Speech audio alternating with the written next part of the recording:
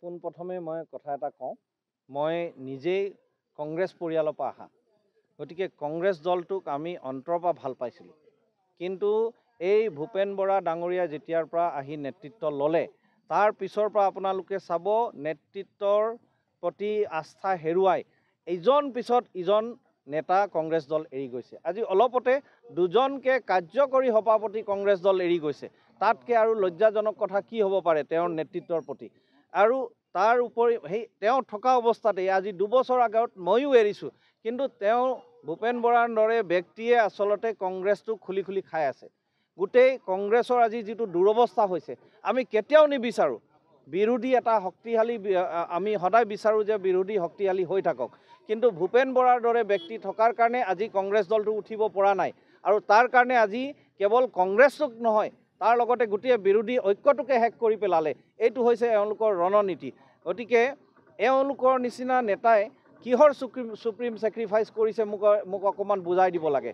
আমাৰ আম আদমি পাৰ্টিৰ যিটো সুপ্ৰিম ছেক্ৰিফাইচ হৈছে, মই ৰাইজৰ ওচৰত দাঙি ধৰিব খুজিছোঁ। আমাৰ দিল্লীত কংগ্ৰেছৰ এটাও আসন নাই, তেওঁলোকৰ এজনো বিধায়ক নাই, তথাপিও 3খন আসন কংগ্ৰেছৰ নামত এৰি দিয়া হৈছে। গোৱাত আমাৰ বিধায়ক আছে, তথাপিও আমি চিট শ্বেয়াৰিঙত এটাও আসন নললোঁ। চণ্ডীগড়ত আমাৰ চৰকাৰ আছে, মেয়ৰ আছে, তৎসত্ত্বেও আমি কংগ্ৰেছৰ নামত চিট শ্বেয়াৰিঙত এৰি দিলোঁ। তাৰপিছত গুজৰাটত আমি কেৱল 2টা চিট, আমি 14% ভোট শ্বেয়াৰ গুজৰাটত পাইছিলোঁ, তাত কেৱল 2টা চিট শ্বেয়াৰিং আমি ল'লোঁ। এতিয়া আমি অসমত 3টা চিট ঘোষণা হৈছিলে, 3টা চিটৰ ভিতৰত এটা আমি ছেক্ৰিফাইচ কৰাৰ নামত আমি আৰু এটা চিট এৰিছোঁ, গুৱাহাটীৰ চিটখন। তাৰ পিছতো কংগ্ৰেছৰ ভূপেন বৰাৰ দৰে ব্যক্তি আকুৰগোজ হৈ আছে।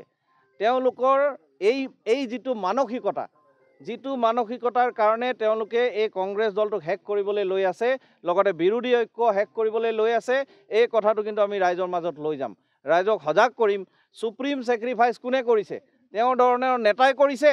যি প্ৰলোভনৰ ৰাজনীতি কৰি আছে তেওঁ কৰিছে, নে আম আদমি পাৰ্টিৰ দৰে এটা দল কৰিছে, যি যাতে বিৰোধীৰ ঐক্যৰ স্বাৰ্থত প্ৰতিটা ৰাজ্যত চিট শ্বেয়াৰিঙত সোমাই নিজৰ আসন দাবীদাৰী এৰি দিছে?